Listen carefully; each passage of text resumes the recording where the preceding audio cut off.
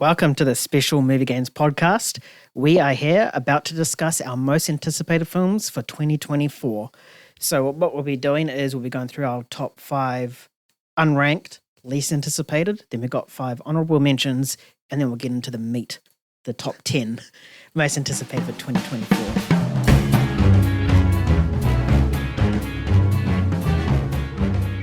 So what we'll do is me, James, and Khan will share our top 10s or in top 5s, blah, blah, blah, individually. And then we're going to pause the podcast and we're going to combine our top 10s for one massive MovieGainz top 10 for 2024. This is exciting because I'm usually the one not hosting this. I'm usually the one going first, so I'm really excited not to go first for once. So let's get into it. Least anticipated, Kyan. Should we just list all 5 and then move on, or should we go one by one for least anticipated? What do you guys reckon?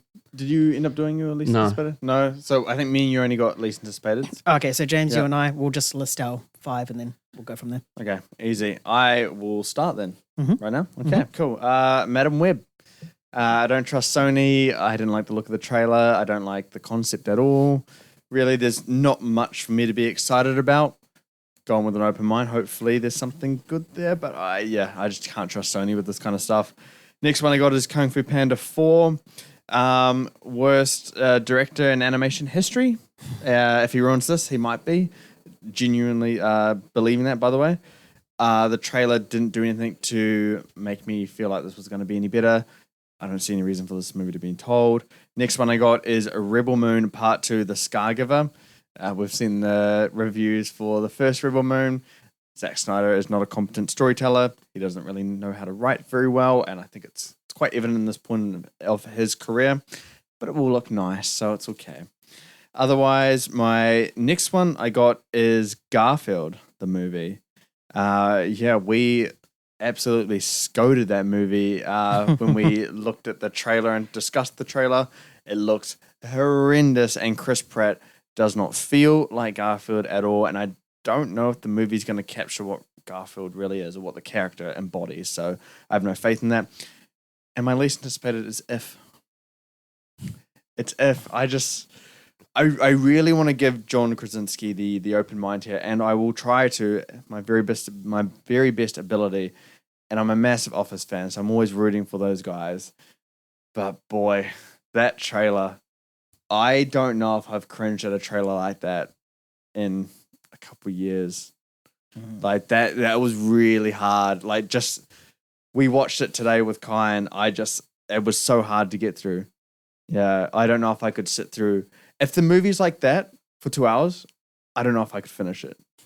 Genuinely, I don't know if I get those types of jokes for 2 hours, I might have to walk out. I hope it doesn't feel like that in the movie, but yeah, honestly, that is my 5 least anticipated for next year. I hope that I'm wrong about all of them, like I was with the Hunger Games this year. So we have 3 similar ones, and then I have 2 that's not on there. Mm-hmm. So the similar ones we have is If, Madam Web, and the Garfield movie. Yep. And then I also have Mufasa, the Lion King prequel. I just don't understand why they're doing this. Obviously, I understand because it's, money, but there's just no story to be told there. We already know the character's fate at the end, like no one gives a shit. And the other one is Fall Guy, because I feel that film is going to waste the potential of Ryan Gosling and Emily Blunt horrifically. And the way that the trailer panned out, it seemed really, really interesting for half of it. And then the last half is just, typical Hollywood bullshit. So that is my least anticipated. All right, now we'll go on to our honorable mentions for top 10. So One by one? You want to do one by one or all at once? One by one, I think. Yeah, we'll go one by one. Okay, Kai, kick us off. By one by one, you mean we say all of them? One and... do you want to to do in a circle, one each? Yeah, one each. Yeah. Okay. Okay. Just provide your take on that one, I guess, yeah. Cool. Go on, Kai. So my first honourable mention is Mufasa. Actually? Yes. That's and that's interesting. because it's directed by Barry Jenkins.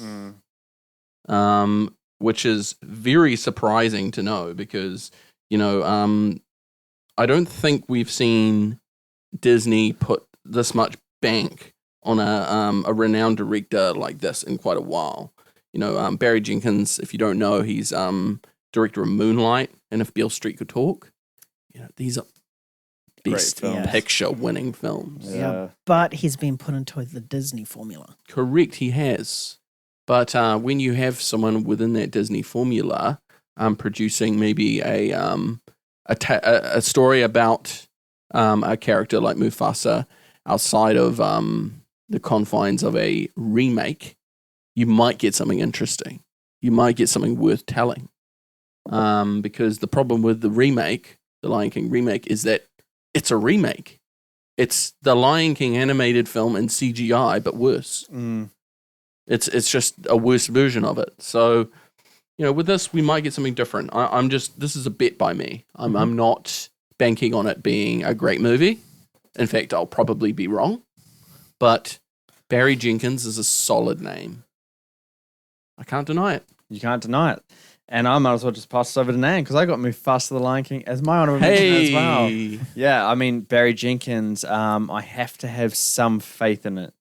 He wouldn't sign on to this without having a vision and without Disney accepting that vision and passing the reins over to him and letting him steer that ship, I guess. And, I mean, I'm just reading here that, it's the first Lion King movie to be shot in a different kind of aspect ratio. So there's maybe a different kind of vision to this, and I'm curious to see what it can come up with, and I have some faith in the quality by the end product. Certainly. With him. Yeah.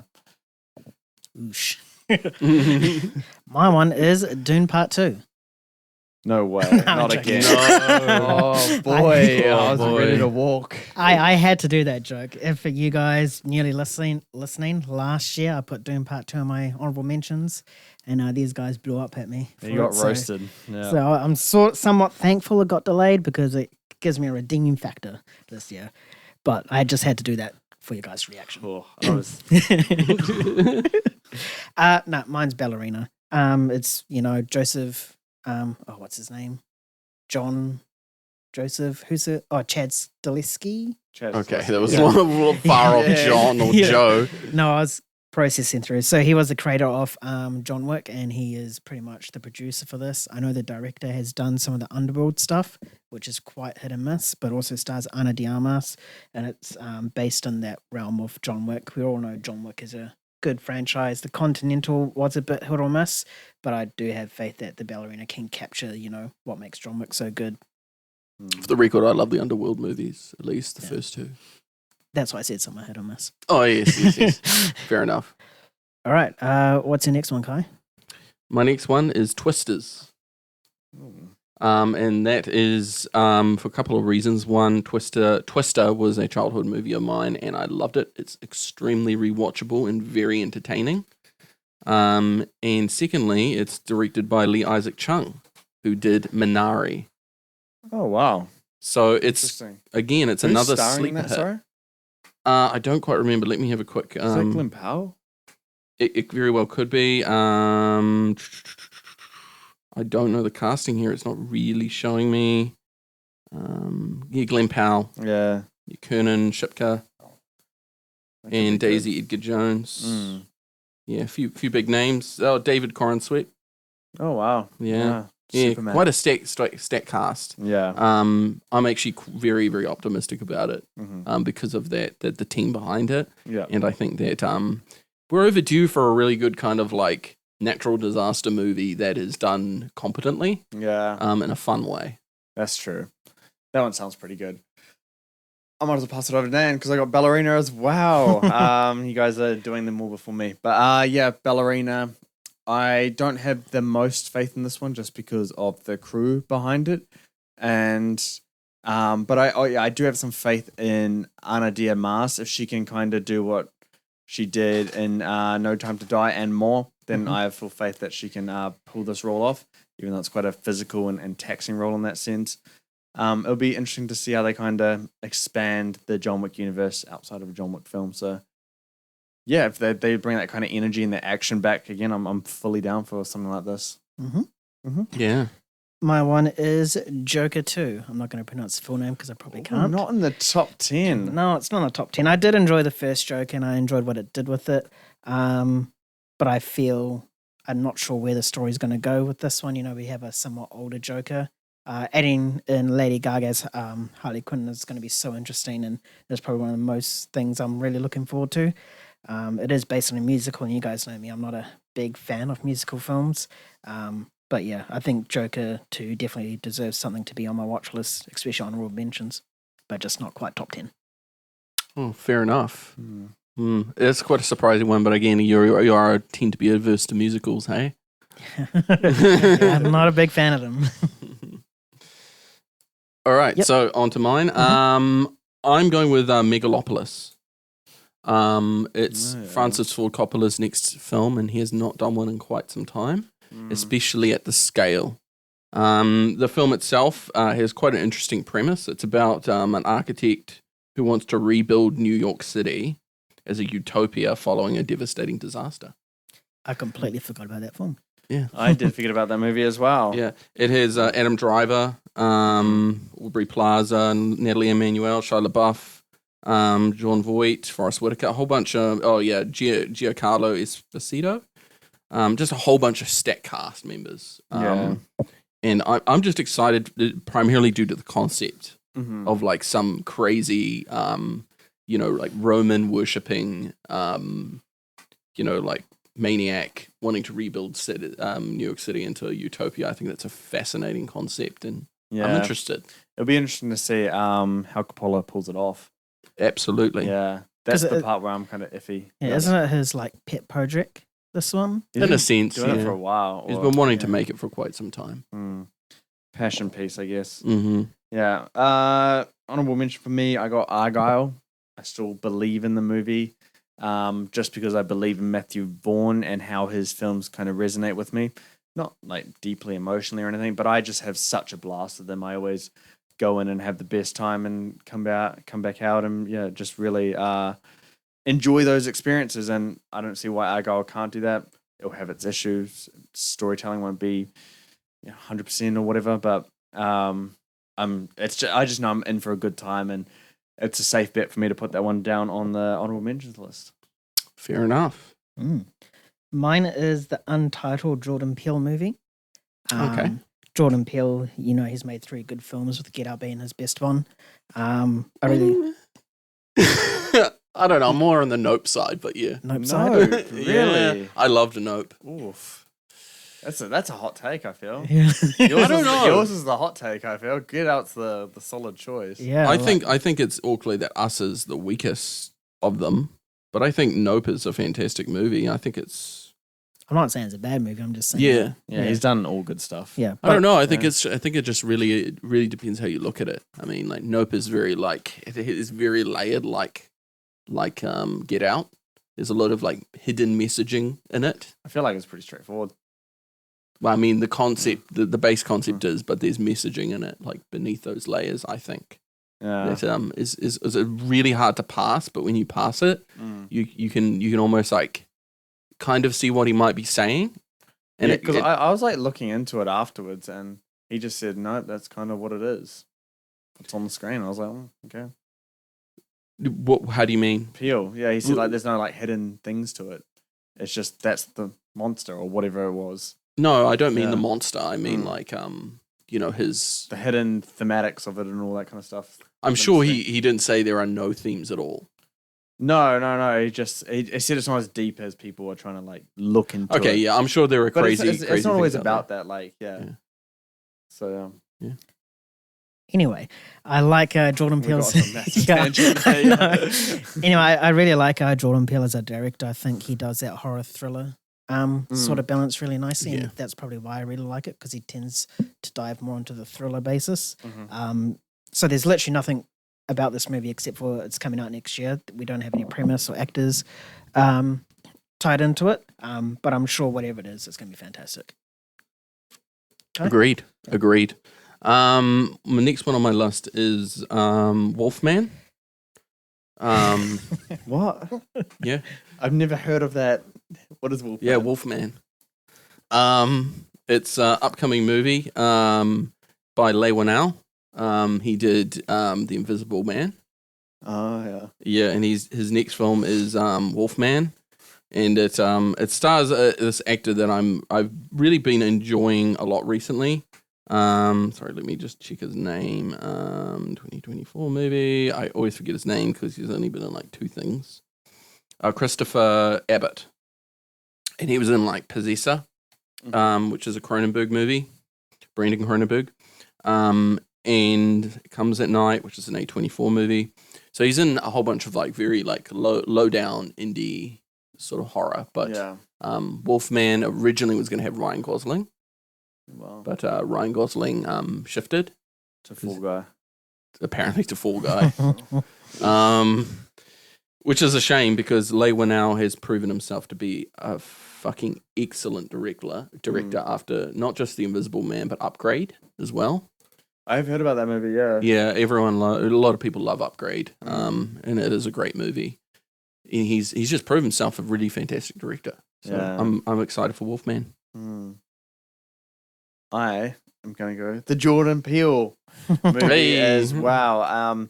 And the reason why it's not my top 10, and it should be my top 10 because it's a Jordan Peele movie, we have no other details besides... that's exactly why I put in my honorable mentions as well. So I'm like, well, I have to at least mention it. Yeah. That's fair. But if I knew more about it, if there was obviously a trailer or a cast, this would definitely be in the top 10. But regardless, I have to always be excited for a Jordan Peele movie. I'm excited to see where he goes next.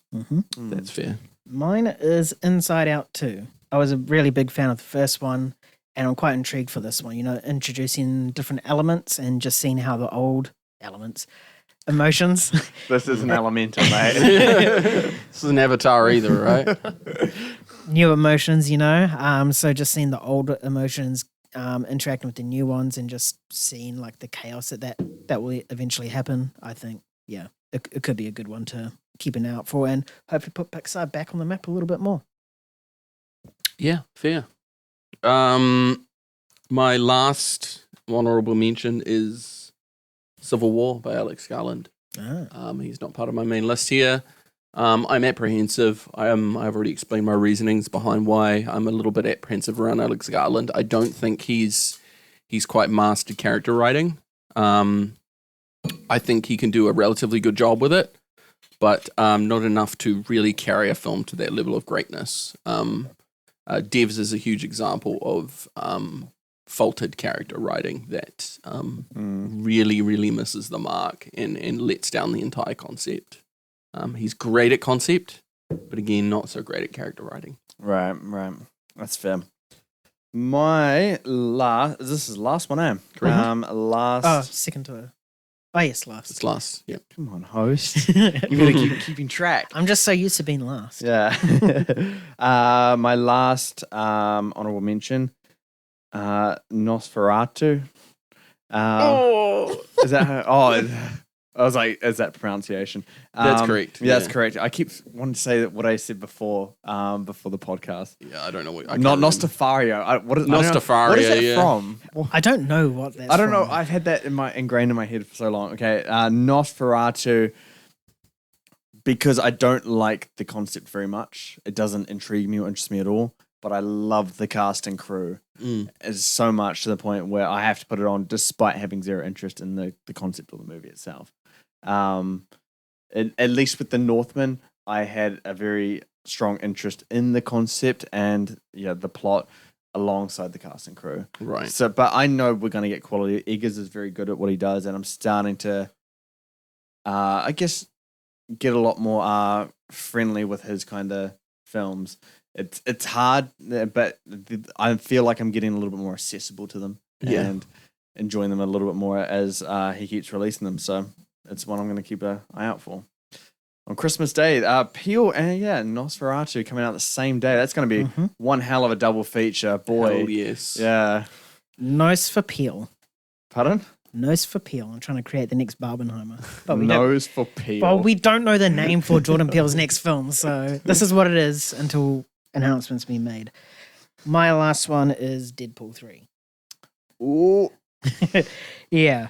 I'm excited to see, Hugh Jackman back as Wolverine. I'm excited to see how it's going to set up the next couple of Avengers movies as well.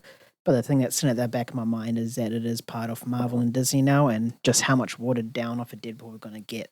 Whether it's going to be the full R16 version that we've seen in Deadpool 1 and 2, or if they're just going to stick to the more MCU friendly kind of thing. So that's why it's on my honorable mentions. Fair enough. Fair. All right. We're starting the official list We're now. starting the official one. Let's So, go. you listeners, crack open a cold one and strap yourselves in. This is where it gets controversial. All right, Kyan, what is your number 10? Kingdom of the Planet of the Apes. I love the franchise. I do not trust Westball. This was so close to being an honorable mention. That's just how much I don't trust Westball. Yeah. But I have to maybe place some trust in the producers here and place some trust in the franchise and universe that hopefully it's enough to make the film a worthy addition to the franchise.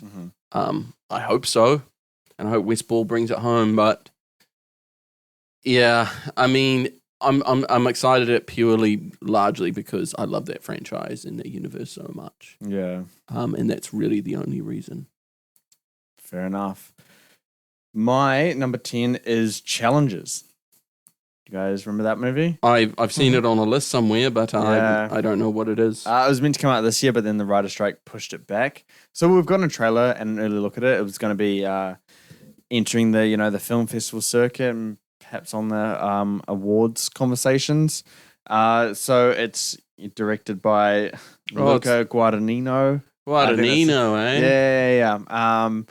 So he's obviously done really good stuff. It stars Mike Feist, West Side Story, Josh O'Connor, Zendaya. The trailer looked really good. The plot itself is something that I can really buy into. So yeah, I don't see any reason to not be excited for this. I'm really looking forward to it. It's a good pick. My number 10's a bit of a risky one. I chose Gladiator 2. It's very, very risky. Oh, I know, yeah. especially because it's Ridley Scott. He has been more missed than hits lately. Do not trust him. But he did do the first Gladiator, which is a good film. So I'm hoping that he understands that sort of concept, and I'm hoping this is like his return to form movie. And the cast for this is outstanding. You've got Paul Mescal, Pedro, Barry Keoghan, a whole lot more as well. So The thing is that Gladiator, this is another hot take. Gladiator, the original, is a good movie, but it's not like a great, it's good, but it's not like something that you're like shaking in your boots for. You're like, I need to see this. Where's the sequel? Yeah, I guess so. I mean, everyone will feel differently about that, but I can't remember the ending. Was it a sequel demanding in any sense? No, it wasn't. Really? It was Yeah. very completed. Yeah. Yeah, and it's like, I think it's like, Maximus kills the emperor that's played by Joaquin Phoenix. And he doesn't assume the throne, does he? I'm pretty sure he dies. Yeah. Maximus? Mhm. Yeah, okay, he dies. So he's very completionist in a sense, right? Yeah. Yeah. Yeah. And it's interesting because Russell Crowe's tagged in as well. So it might be in a form of a flashback. Flashbacks. Mm. Cameo. All right, Kai, your number 9. My number 9 is Mickey 17 by Bong Joon-ho. I have to place a lot of faith in him because he always produces at least a good movie. They may not all be at that level of Parasite, but a lot of them are very close to Parasite, like Mother, and Memories of Murder. But I don't think Mickey 17 has really sold me entirely just yet for it to reach that top 5 category. I need more from it for it to sell me, and really it's just obviously a lack of trailers and lack of marketing at this point. Yeah. Which is no fault of the movie, but really just a timing thing. I can't invest myself into it until I know more. Yeah. No, that's fair. My number 9, Kingdom of the Planet of the Apes. So we're very close there. We are very close there, and yeah, I'm like, I don't trust Wizball. I don't. Sorry, I've just been having a lot of Red Bull. That's why I said that. But yeah, no, I don't trust him at all. I don't like him being a part of this franchise just because I think Reeves closed it off so well, and we hold that franchise in such a high regard. But some details came out about Kingdom.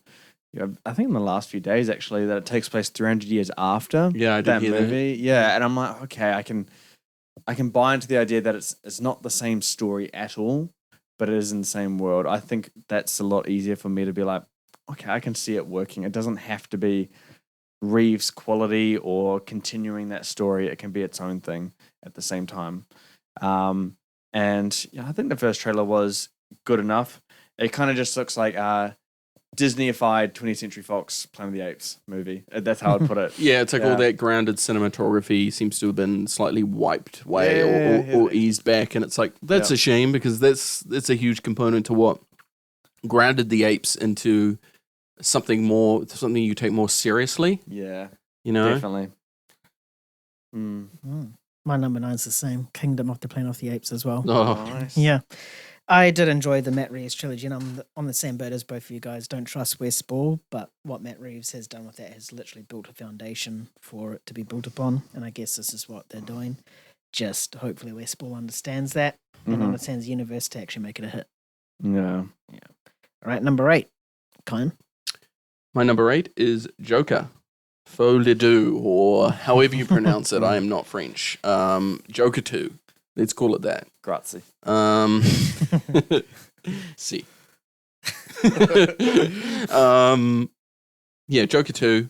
I buy into the musical concept of it, especially this shared lunacy between Joker and Harley Quinn, and how they sort of devolve in madness or, fall into madness together, both like mentally and sort of like in their terms of their relationship. Mm-hmm. They're falling for each other. I think that the first Joker created a fantastic groundwork for a musically themed sequel. Mm-hmm. It seems like his madness is very much driven by music. So I think it's you've got all the pieces there to produce something special. And I think they just need to execute on it. Hard task, especially in a musical format. But you do have Lady Gaga, and you do have Joaquin Phoenix, and that's a killer team right there. Yeah. Todd Phillips. Mm-hmm. Thank you. Is I don't fully trust him just yet. Mm-hmm. I need to see more from him. But from what I've seen so far, he's able to get this vision of Joker down quite nicely. And I wasn't blown away by the original Todd Phillips Joker, but I think that Joaquin did a phenomenal job, and I'm excited to see more. Yeah, I am in complete agreement because that is my number 8 as well. Yeah. Oh. So basically echoing everything that you said. I'm just very intrigued for this direction of Joker to go in, I guess. I do believe the musical element can work with it, and you're right that they establish a foundation where, a musical can work with this version of Joker. And I'm really excited to see, for real this time, the Harley Quinn and Joker kind of how he convinces her to go like all crazy. The origin of their relationship. Yeah. And I think the first Joker kind of established that, and I knew for a long time that Joaquin Phoenix wouldn't sign on to a Joker 2 unless something was really compelling. Yeah. They've got it. And I have faith that we're going to get something very solid at the very least. Yeah. Yes, 100%. My number 8 is Civil War. Mm. Touched upon it before in the podcast, but sort of thankful that it did come out, the trailer. But that trailer looks really, really good. It's an interesting take on a Civil War set in the modern day era. And there are scenes in there that is going to be absolutely intense. That's going to like have you gripping on your seat. So yeah, I'm just really looking forward to that and seeing how it plays out. And hopefully it's just not a dud at the end of the day. 100%. All right, number 7. Number 7 is Alien Romulus. I'm putting more faith in this because Ridley Scott is not attached to it. I don't trust that motherfucker. I don't trust him. Yeah. I don't want him near Alien, even though he's the architect of it. He doesn't know how to, anymore at least, create a compelling, tense narrative based around the simple concept of the alien. That's what drove it to success in both Alien and Aliens. Alien Romulus is going to be directed by Fede Alvarez. I don't know if you know him, but he did do the remake of Evil Dead. and he did do Don't Breathe, the original, not the second. Oh yeah. Which were great films. Other than that, he did also do The Girl in the Spider's Web, which was not so great.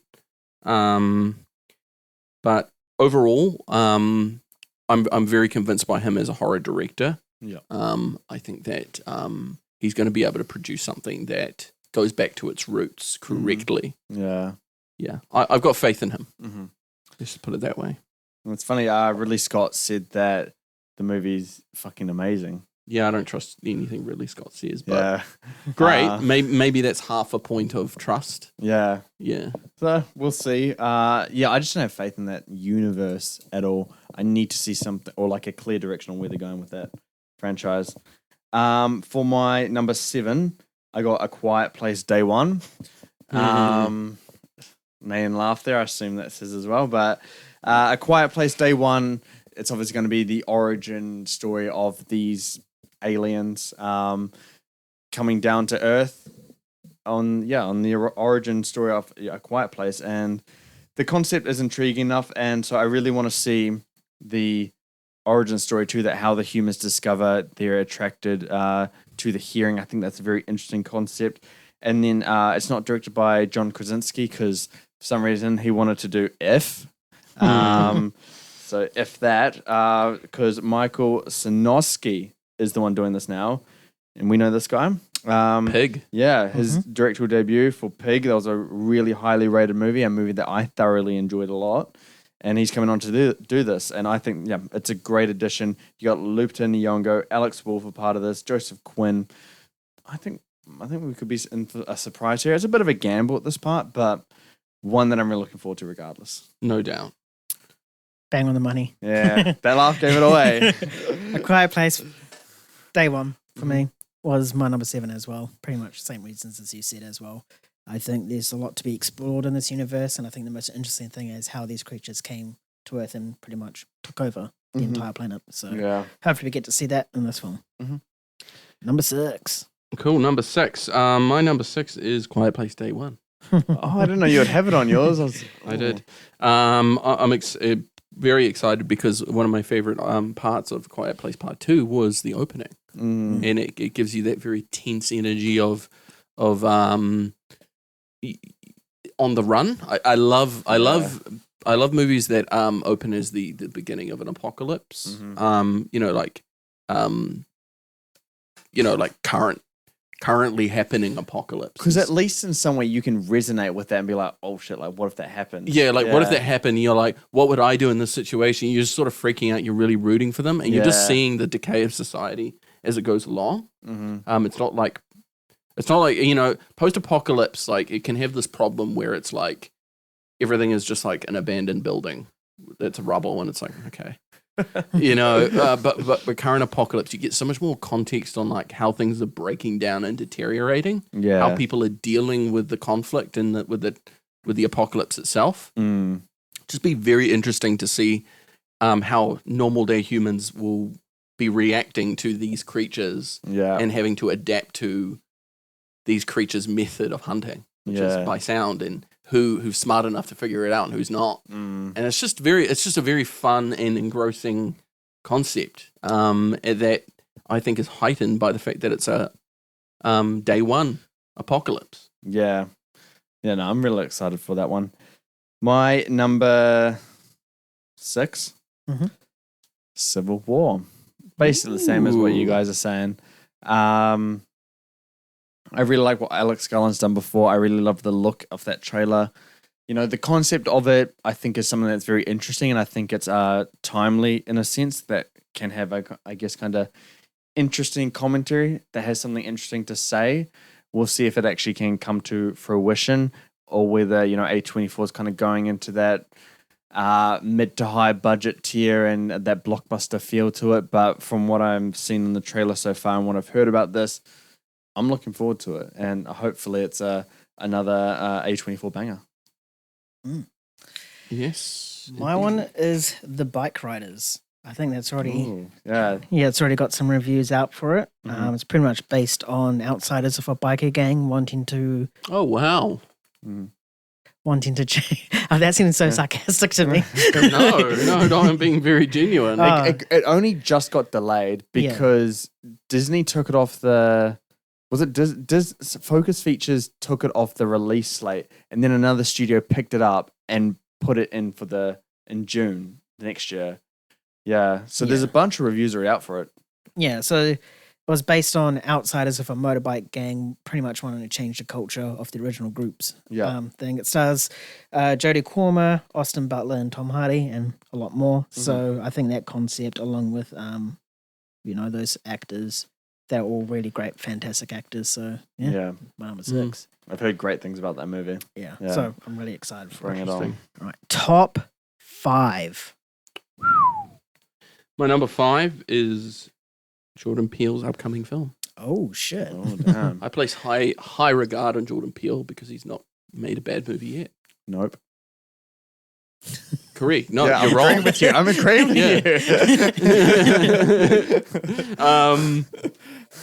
100%. He's not made a bad film yet. In each film, it's interesting in its own way.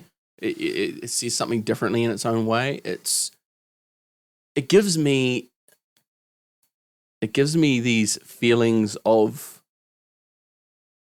It gives me that feeling that you watch a movie that you've never really seen like something like that before.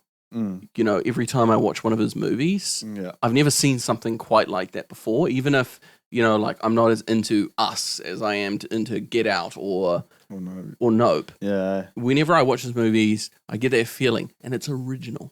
Yeah. It's original. It's new. And you never quite seen something like it. Yeah. And that's what I love. He's an original storyteller. Mm-hmm. And he's one of the few out there right now that is producing original storytelling. Yeah. And he's writing it himself. Mm-hmm. And they're great. Yeah. And I love it. Yeah. I love it. It's fair enough. Yeah. There's no critique there. I mean, with Jordan Peele, what if he goes the John Krasinski route? You've seen everything before and it's great, and then the trailer for his movie comes out and it's an F trailer. I would puke. I would puke. I think he's smarter than that. Yeah, no, I think he is too. My number 5, Deadpool 3. This is a risk, and make sure you take heed of these words. I do not know if it's going to be great, and it's not about expecting greatness. It is expecting the MCU to at least get back on track, to establish a duality in the storytelling, pushing that MCU narrative forward, because it's been stale for ages now. Everything that comes out is not pushing anything forward. I think MCU is the one that does that. We've heard reports, and I get it. Their reports are not. You don't know if they're real or not, but apparently Disney and Marvel are really satisfied and confident in Deadpool. That's why it's the only MCU movie next year. It's the least amount of MCU stuff to come out in a single year in history. They're that confident in Deadpool 3, and I loved Hugh Jackman as Wolverine. The movie's rated R, so I know we are going to get an R-rated Deadpool, and we are going to get an R-rated Wolverine to come in and slice people up and say swear words. So I have some confidence that Disney and Marvel at least have some sense of control with this. I feel like they're going to put a lot of their eggs in one basket for this movie, and I hope that it delivers and pushes things further. So you're staking your hopes of Deadpool 2 on the revival of the MCU? Not the revival, the spark to the multiverse saga. It's just kind of been a dead engine that's stalling, and this is the spark, and then it starts revving, and the other movies start pushing it to those Avengers movies, because there's just been no build up to anything. And we have heard, what was it? Fantastic Four, Shang-Chi 2, Spider-Man 4, and Deadpool 3 are the biggest movies that contribute to the storytelling of the next Avengers films. And, we've seen those kind of movies before with the MCU. And, I can't give up on the MCU that early. They've given me, 10 years of quality content? I'm not going to give up on them after a bad year. I got to give them more of a chance than that. Yeah. My one is the untitled F1 movie. It stars I don't know if that I didn't put that on because I don't know if it came out. Oh, didn't you? I don't even know if it's coming out in 2024. It could be coming out in 2026. Did you read that it was coming out in 24? Yeah, I checked 3 different sites and it all said 2024. So that's what okay. All right. We'll take the word by it. Let's hope it does. I'm just doing it as 3 sources that I saw, but yeah, it stars Brad Pitt, and they've been, from what you said, that James, that they've been filming in hand with the F1 season right now. Mm-hmm. The director is Joseph Kosinski as well, who did Top Gun Maverick. This just has a feeling of the similar vibes to Ford v Ferrari. They're like Brad Pitt's actually racing, hopefully actually driving a F1 car, and I just think if it does come out next year, I think this could be like Ford v Ferrari good, if not better. Yeah, for sure. I mean, they're putting the smallest camera or smallest IMAX camera inside an F1 car, which is crazy. But I personally don't think it will come out next year because of the strikes and that it had to shoot alongside the F1 season, which is a fixed period of time. It's not all year round. Yeah. So I don't know if they'll actually do it. I mean, I pray to God that you're right because I am really looking forward to that. But yeah, it's going to be a good one. Guess I'll have to wait and see. If not, then that makes Deadpool 3 in the top 10. Are you going to put it in the top 10? I'll probably put it in the top 10. Yeah. Kine's going to put it at number 4. Number 4, Deadpool 3. Oh, no way. Shit. Not a fucking chance. Jesus. Hell no. No, I'm not putting Deadpool 3 in it. You're just excited for shit? Echo. It's not going in here. What the shit is a line that's going to be in that movie? Oh, it will. Yeah. My number. Waddy? I expect it, and I'm going to be frank here. Our rating won't help it because I don't really think an R rating made Deadpool 2 a great movie. Do you think an R rating made Logan a better movie than the other Wolverine movies? I think the writing made Logan a great movie.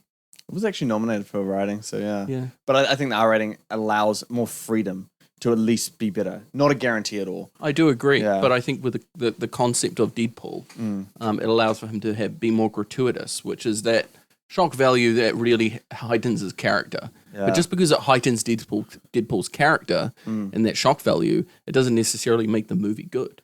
What makes the movie good is the core storytelling, the script itself. Yeah. So really, it comes down to that. It comes down to the director and the writer. Yeah. And you do say that Marvel seemed very confident behind it. So I have to agree there. Yeah. They seem confident behind it. It's the only movie that year. So I'm going to give them the chance to surprise me, but I remain very apprehensive based on their current track record. And I'm a little bit Deadpooled out. I'm kind of done with that era. I'm still, I get over that completely. I don't really care if it's a mashup. I don't care if Hugh Jackman's returning. It ended for me with Logan, full stop. It's a fun little fact. It's only R-rated stuff for Marvel next year, or MCU. We've never had it before. That is true. Echo in this. That is true. Okay. On to my actual number 4. Not Deadpool. Not Deadpool. Is Maxine. I did hear about that, yeah. Oh, I still did see that. It is the third film in the trilogy of the X trilogy by Ty West, who did X, then Pearl, and now Maxine with Mia Goth. Wow. Pearl was probably my favorite movie of last year. 22. Of 22. Yeah. It was phenomenal. The acting, the scripting was excellent. It was a wild movie. It was weird. So X and Pearl came out both the same year. Yep. Wow. Yep. Back to back. Shot in New Zealand as well. Oh, no way. Yeah. So Maxine is the third in the trilogy. To cap it off, there are fantastic early reactions to it. I'm very, very excited. I really hope this turns into one of those amazing trilogies. Yeah, that's all I have to say. No, that sounds cool. I need to get onto that trilogy. It sounds really good. Yeah, it's one I'll watch before I watch that film now. My number 4 is Inside Out 2. Ooh. Yeah. I'm not as high on Inside Out as a lot of people, but I like where the film is going by adding new emotions into it. I think it's the right direction if you are going to do an Inside Out 2 story. And I've seen a couple of comments from various people involved in the production of it that we wouldn't be making this if there wasn't a story to tell. And we always love to hear that. Don't know if it's true. It's probably not. They probably have to say that to a certain degree. But if it is true, then I'm fully on board for it. The person who wrote Inside Out 1 also wrote this one here. And I think the first one might have been nominated for a screenplay award. And so it's clearly a good writer at the helm here. Don't know about the direction, but I'm really intrigued to see what what's going to happen with this. And I trust the writer and the cast, and don't know if I trust Pixar, but it's one of their properties, and they're usually good with their sequels. Not to the degree of the original, but they can handle it usually pretty well. Minus Monsters University, Finding Dory, and that's pretty much it. Those are the bad sequels, I think. Yeah. Yeah. My number 4 is Nosferatu. Hey. Oh. Robert Eggers. I mean, when The Northman came out, I had it quite high. I think it was my number 2 or number 3. It was somewhere up there. Oh, wow. Yeah. So Nosferatu, you actually got me into Robert Eggers because before that film came out, I watched all of his films, which was, I think, 2 at the time. Yes, it was, yeah. Yeah, so I really like his direction. I like his visual style as well. So I'm hoping that we get that from here. And, it's based on that 1922 film and that creature, so I think there's a lot to be done with this as well. And the cast is pretty stacked. Bill Skarsgård, Nicholas Hoult, Lily Rose Depp, Aaron Taylor-Johnson, Willem Dafoe. That they're all really capable actors in themselves. Backed with this director, I think we could be in for something special. Yeah. Top 3. I know it's in one of your top 3. I'm going to lose it. What? I know what's in your top 3. You do? Yeah. I know which one. I know a movie in there. I'm about to be annoyed when I hear it. Oh, no. Yeah. Wait, am I next? Yeah, you're Okay. next. I know what's coming there. Number 3 for me is Furiosa. Nice. I'm impressed by the production. I'm not quite as invested in it as I am in the Mad Max Fury Road. I was very excited for Fury Road, and I was absolutely blown away by it. Furiosa, there wasn't enough in there to fully grab me. It was a little loose around its concepts and stuff like that. It was a little loose around its story. But then again, so was Mad Max Fury Road. It was very much like a trailer of its vibe as opposed to a trailer of its story. Right. And, if it's as chaotic as that first one, as Fury Road, then I'm all in. I'm super excited, and I really hope that it reaches that same potential. I fully agree with you because it's my number 3 as well. Yeah. So, yeah, I'm pretty much banking off what you said there. But I am fully in on this one. I trust George Miller, and I trust him handling this universe. And I really want to see what Anya Taylor-Joy can do in this universe as well. I think if you are going to cast a younger Furiosa, she's damn near perfect casting for this. She just feels completely right for it. That first trailer blew me away. I'm really, really excited for it. Very good. Mine is Mickey 17. Whoa! Nice and high. Yeah, I mean, I really enjoyed Parasite. I think it was the first foreign film I watched with you guys. And I think it was the first thing I've ever seen of Bong Joon-ho's as well. And I just really liked his directed style and stuff like that. With Robert Pattinson attached as well, we all know he's a fantastic actor, so I'm just really, really intrigued to see what he can do and what Bong Joon can do as well. 100%. Number 2? Number 2 is Nosferatu for me. I'm definitely all in on Robert Eggers. Always have been. Ever since The Witch. Yeah, I'm very excited. There's not much details other than its cast and its concepts. It's something he's been wanting to make for a long time. He was slated to make it after The Witch, but he then made The Lighthouse, and then he made The Northman. Finally, he's been given approval to make Nosferatu. It is a remake. Remake of the book, I suppose, or the concept of Nosferatu. I'm just more engrossed for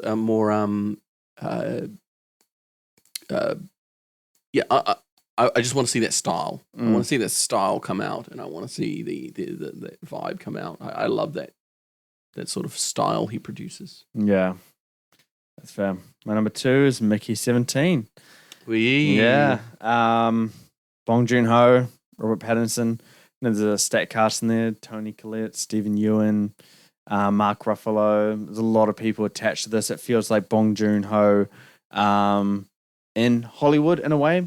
It seems like he's coming out of that foreign market and into Hollywood and doing something there. And I'm really kind of excited to see that blend and how he kind of uses that in a sense. Yes. And I know this is going to have a decent budget for him. So I'm just really excited to see the next step in Bong Joon-ho's career. The plot, from what I know, is very interesting as well. I forgot the plot itself, but the concept is very interesting. And if Bong Joon-ho can pull that off with the cast that he's got, it's going to be something really good. Yeah. Agreed. My number 2 is Dune Part 2. I'm trying to, Oh, is that not the one that you're going to... No, I'm just Dune Part 2, eh? Yeah. Where was it last year, mate? I was in the honorable mentions because I didn't see anything about it. But no, that very first trailer, I'm not sure if you guys watched the third trailer. I've chosen not to. Same. Yeah, don't. Did you watch it? Yeah, I did, unfortunately. And it just showed a little bit too much. Like as soon as I clicked it and started watching it and realized what was happening, I was like, shit, I really wish I didn't do this. Yep. But I think that first trailer is just awesome. You know, it's a great tease for it. You know, it has a score as well. Mm-hmm. So I'm really looking forward to it now. Even I think Denis Villeneuve said that this is going to be even more better than part 1. So I hope so. Yeah. It's my number 2. All right. Our most anticipated film for 2024, Kyan, number 1. Dune Part 2. Nice. No surprises here. I'm extremely excited. I mean, it really comes down for me. I've described this before, but with Villeneuve, it's like even if the film itself doesn't come together in a way that makes it like an epic, specifically talking here about Dune Part 1, it doesn't feel complete. I agree with that. There are sequences that you can rewatch and just you feel something primal. It's almost like you feel the cinematic energy. You feel it whenever you watch it, and it's undeniable. I just love his filmmaking, and I really hope Dune Part 2 is a lovely companion to it. Yeah. My most anticipated of 2024, Dune Part 2. Hey. Yeah. All I'm going to say for it is that Denis Villeneuve said that the first one was the appetizer. This is the main meal. So I'm excited to feast. Yep. Nothing better said than that. Yeah. You're ready to eat, eh? What's your number 1? I have no idea. Surely you could guess. I can guess. I know what it is. I think he knows. I know what it is. It's obvious. Is it obvious? It is obvious. I don't know what I missed. Bro, it's Kung Fu Panda 4. Oh, yeah, no, I know what it is. Yeah, okay, I got it. There we go. Yeah, mine is Furiosa. Yeah. You know, that first trailer came out at a great time. We discussed that trailer. It looked really, really good. George Miller really knows his craft in this universe. I think Anna Taylor-Joy and Chris Hemsworth is going to be a blast as Furiosa and Immortan Joe. It looks like it has that same visual style as well. And I said on the podcast as well, I think it might not be as good as Mad Max, but it will be just as or just a tad under. So I'm really excited to see what comes out from. I'm excited for it being a 4K DI because Fury Road's a 2K shot in 2K, and it's a little fuzzy even on the 4K disc. Yeah, it's just a bit.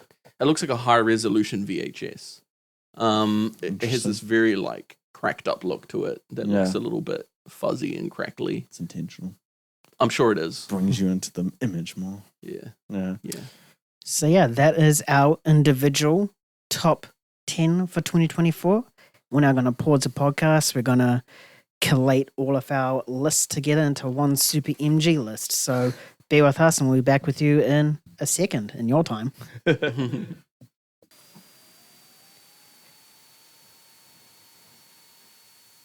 we have done the calculations. We are back, and now it's time to reveal MovieGainz' top 10 most anticipated films of 2024.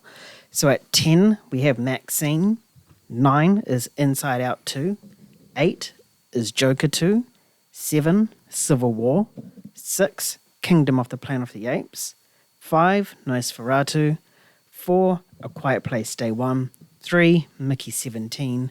2, Furiosa. And our most anticipated film of 2024 is Dune Part 2. I like it. Like it? Yeah. It's a good list. Love it. It's a pretty solid list. Hopefully they're all hits come next year. But we'll wait and see for that. And that'll do us on our little potty special. Hope you guys enjoyed our top 10 of 2024. If you have your own, head over to Instagram or X and share us your top 10 and we can compare and see how it goes.